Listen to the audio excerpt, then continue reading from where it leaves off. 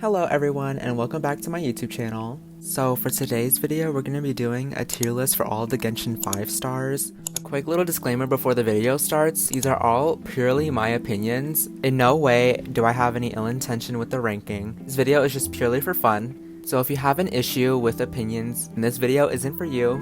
If you haven't already, make sure to subscribe to my channel. And without further ado, let's get started with the video.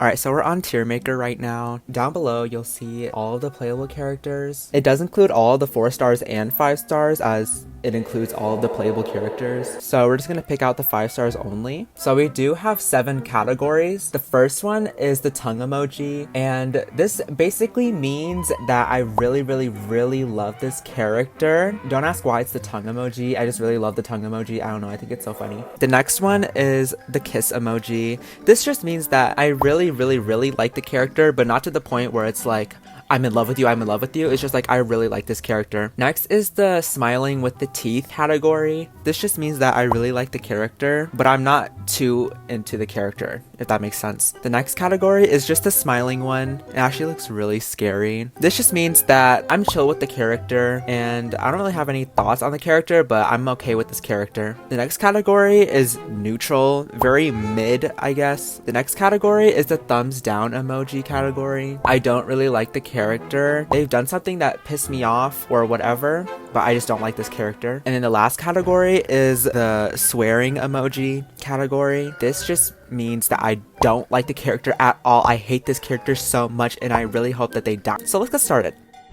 Alright, I'm gonna do Traveler first. I'm just gonna count them because, I mean, technically they are a 5 star. First we have Aether. I'm gonna put him at the kiss category because he's just so cute, and in the game, like, let's be honest, male Traveler just fits. He's just a better main character than Lumine is. Next is Lumine. I'm gonna put her at neutral because, to be quite frank, I don't really fuck with her like that. Like, she's cool, I guess, but she's just not my cup of tea. Like, she didn't really stand out to me when I was picking the main character out. Next is Jean. I'm gonna put Jean at just the regular smiley. And I feel like with Jean, she has her moments. I really liked the Golden Apple Archipelago event where she was in it with Barbara, but then again, she didn't really stand out to me, but I don't have a problem with her. She's cool, I guess. Next is Mona, and I'm gonna put her automatically at the tongue emoji, the top, just because, like, she is literally so cunty. She is so cheeky.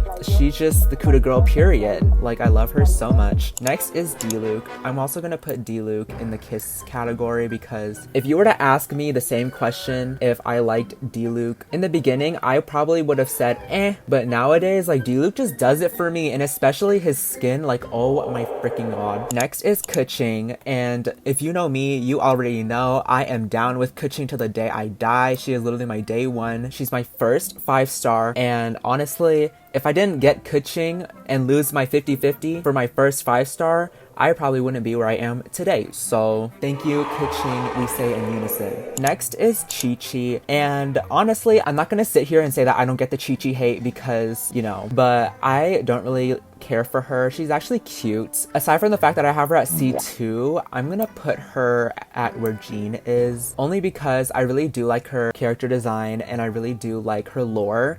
It's just that because I have her at C2, I am still very salty. Next is Klee, and for Klee, I'm gonna put her with Jean and Chi-Chi as well because she is so cute and I really do like her playstyle. She is so fun. She doesn't get much attention, so I don't really like, especially from Genshin. We did get a Dodogo event like recently, but why have an event that's inspired by her when she's not even gonna be in the event itself? You know? Anyways, Klee's cute, but she doesn't really pique my interest, I guess. Like, she's just there. Next is Venti.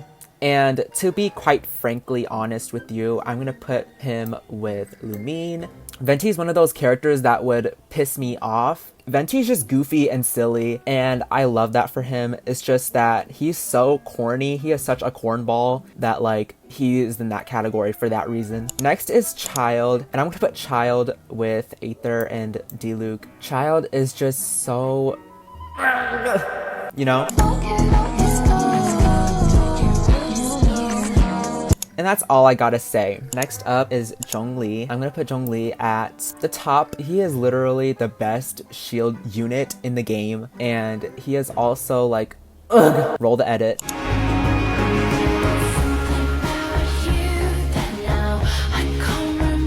Next, Albedo will be going in this category. He is so cute, and he does have his moments. I think one of my favorite moments from him would probably be when he had his own event. I forgot the name of the event, but I'll put it on the screen. Albedo is so freaking cool, and I actually really like his design, despite the fact that his freaking icon looks demonic. Next up, Ganyu. Ganyu, I'm gonna put Ganyu. Alright, this may or may not get me canceled, but I'm gonna put Ganyu just right here. And I think is the reason why is because, like, I do get the Ganyu hype. She does insane damage. Ganyu is just that girl, period, but like some reason, like, she never really like did it for me. Like, she's cool. I don't really have any thoughts for Ganyu, which is why she's in this category.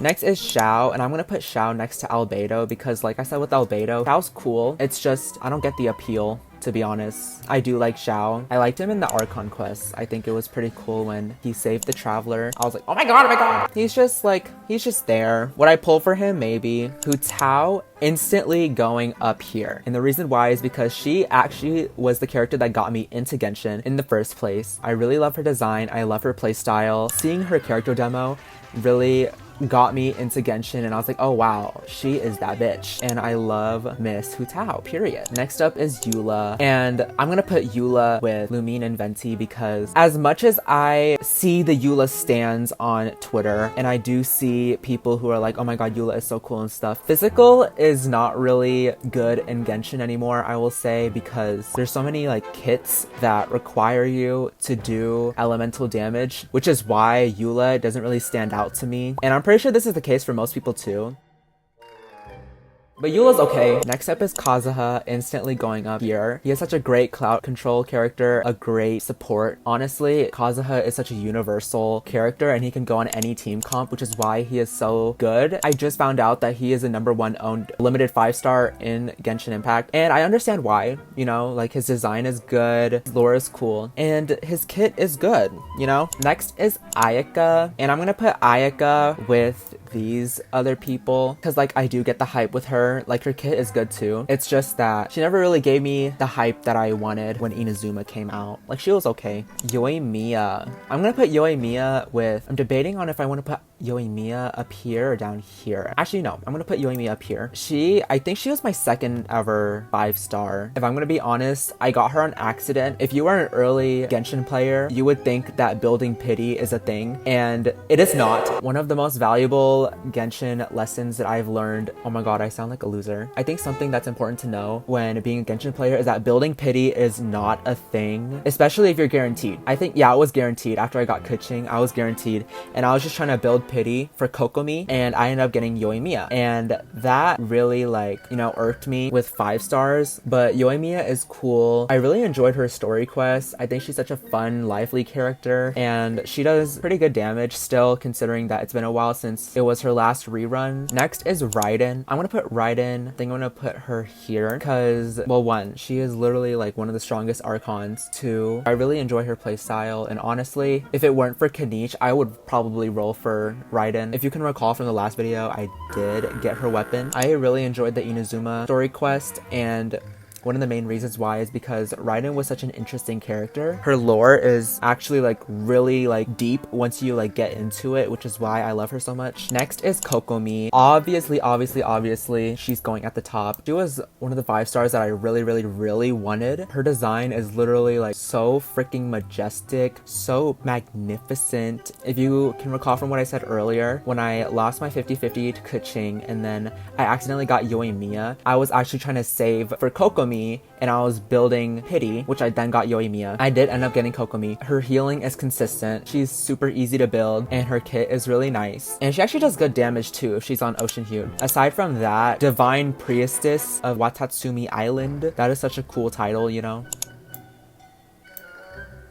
Next up, we have Ito, and I'm gonna put Ito down here. And the reason why I didn't put him up here is because he has the mind of a child. He makes me laugh.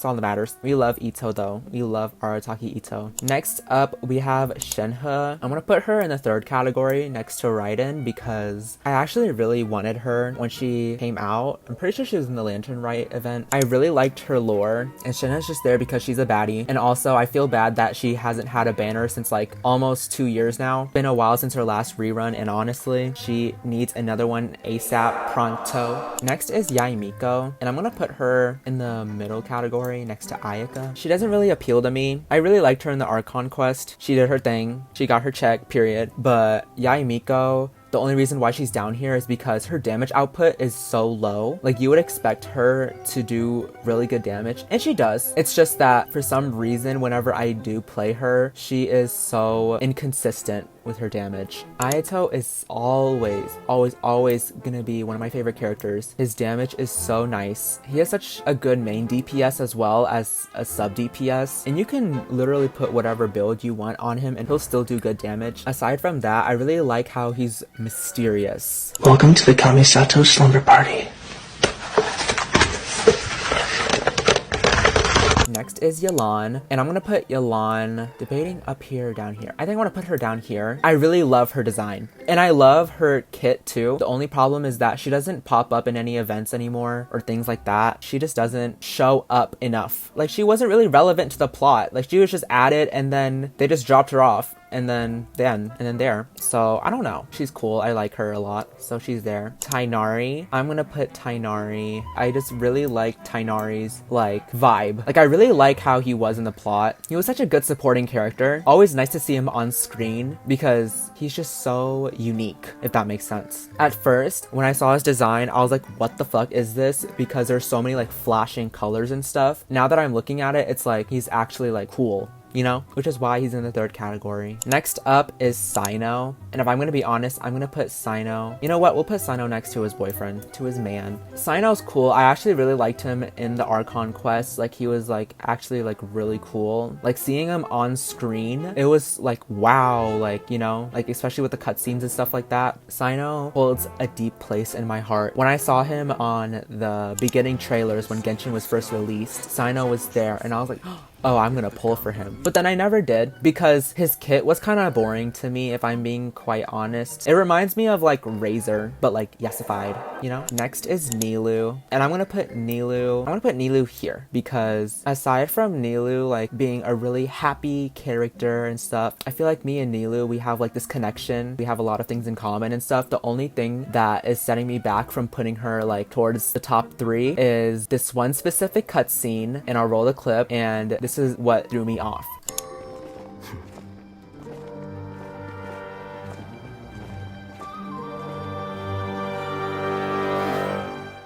Yeah, context. In my eyes, it looked like Nilou was trying to steal my man. So for that reason, she's down here. But we still love Nilou, I guess. Nahida, I'm gonna put her right here. I do own Nahida. It's just that because of the whole Sumeru Archon quest, it being super boring in my opinion. The whole repeating shit, I really got sick of it. And Nahida just being there, like I was like sick of seeing Nahida, I'm not gonna lie. But I do have her, and I do love Nahida. She's a really good, her kit's really good for elemental mastery and things of that nature. So for that, she's here. It's just that she would be higher if I didn't keep fucking seeing her in the Archon quest. Next is Skara. I'm gonna put Skara up here. He holds a really special place in my heart, Mr. Skara. And honestly, I really hope that he has a skin coming out where it's just like him in his old outfit because it's just so nostalgic to me. His new outfit's cute. His wandering outfit. I really miss seeing the purple and red. I do miss it. Knowing Hoyoverse, they're probably not going to because of the lore and him being like a new person and stuff. I really like his design, and I really like what they did with him. Turning him animo, that decision at first, it made me question like, oh, do I want to pull for him? But it was definitely well thought out. Next is Alhaitham. We already fucking know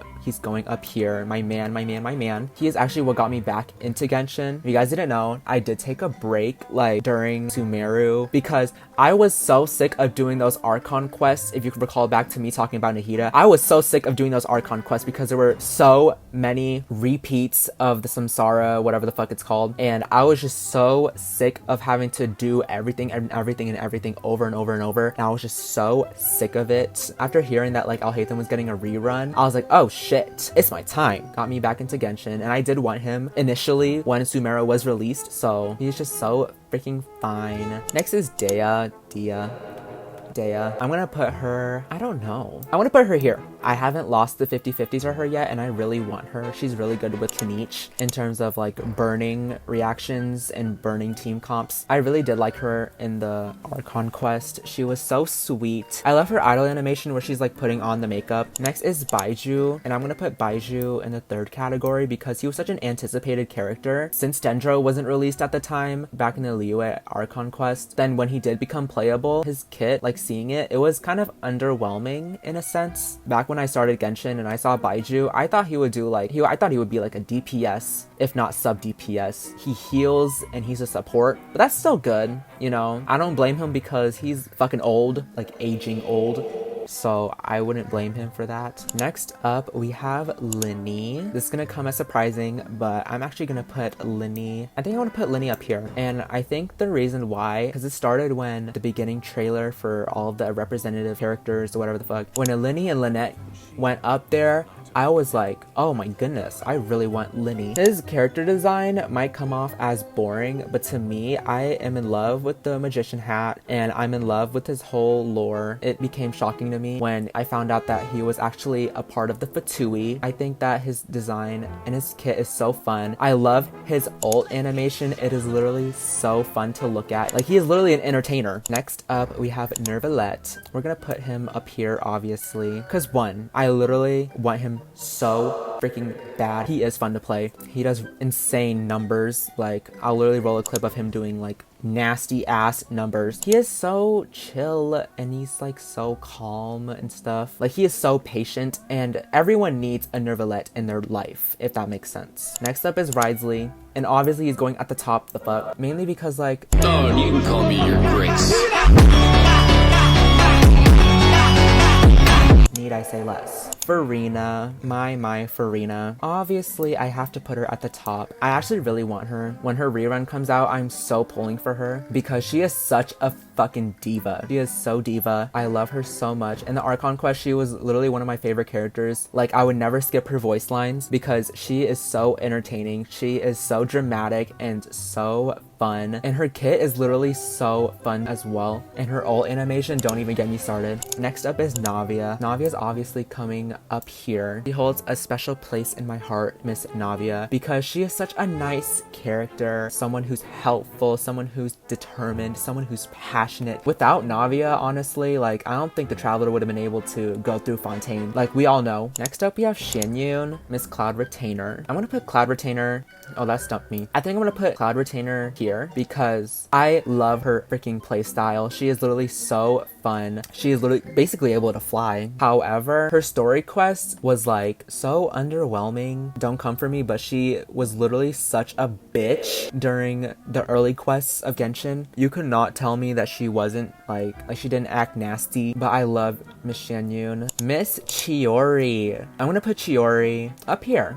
One of the main reasons why is because her story quest is actually like one of my favorites, if not my favorite story quest to play. Playing her through her story quest in the cutscene and stuff, like, she doesn't listen to anyone, like, she follows through her own rules. She has that whole mindset of, oh, I'm gonna do whatever I want and you can't tell me otherwise and stuff. Like, we can learn from Miss Chiori. Okay, next up we have Arlecchino, and I'm gonna put her at here because she does good numbers, and her story quest was pretty fun. It was actually kind of emotional too, and I really liked how she was in the Archon quest. I will say though, whenever I look at her character design, by the way, she looks flawless.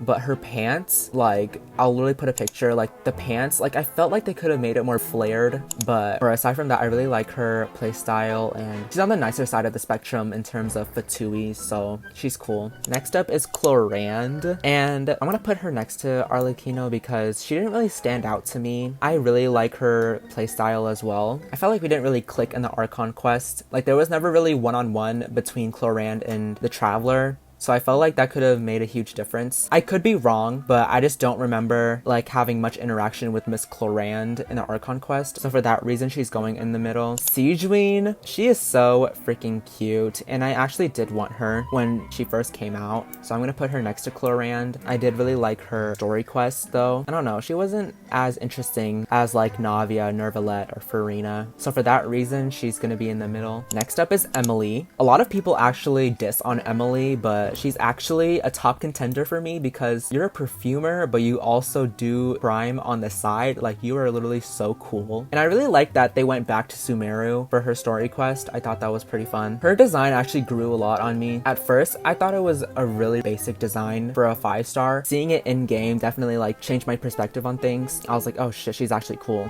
And I actually do want her because she's really good with synergizing with Kanich and burning reactions and things like that. Next up, we have Mualani. She's gonna be put in the middle. She was super cool in the Archon quest. I actually really like her playstyle a lot. She has a really good damage output. It's just that like I was just so hyper fixated on Kanich. Whenever Mualani came on screen, I've just been like, okay girl, you need to hurry it up because I need to see Kanich. Aside from that, I really like Mualani's design and I really like her playstyle. And last but not least, Kanich. We already know I'm gonna put Kanich up here, period. I love his design so much. I think it's so fun. A lot of people say that it doesn't really fit Natlan, like the whole aesthetic of Natlan, but I mean, you could say that for any other character too. I feel like it doesn't really matter if it matches because, I mean, as long as it's like looks wise and like playable wise, I feel like it doesn't really matter. His damage output is actually insane. I think that like his highest crit that I did with him was like around 250k, and that's like not even like crown talents, like not even like that good artifacts. Here is my final tier list for all of the 5 stars in Genshin Impact, and I'm not gonna do Shilonen because we haven't seen her in game yet. Well, at the time that I'm making this video, she hasn't came out yet, so for that reason I'm gonna skip out on her. I think this is pretty good. I don't know why I made this category because I didn't think I would put anyone here. I knew Aloy was going to be down here, so I made it for her specifically, but if you were to explore their character lore wise, playstyle wise, and storyline wise, you'll see that like the character isn't actually that bad as you think they are. That was the case with Emily, is that like at first she looked boring as fuck, but then after doing her story quest and like test running her and stuff, she actually is like a really good character. And yeah, that is all for the video. If you enjoyed this video, make sure to like the video. If you have any other suggestions or if you want to see more tier list videos, make sure to comment down below and let me know if you want to see a tier list video for 4-star characters. Until then, I'm Jimu and thank you for watching this video. Bye bye!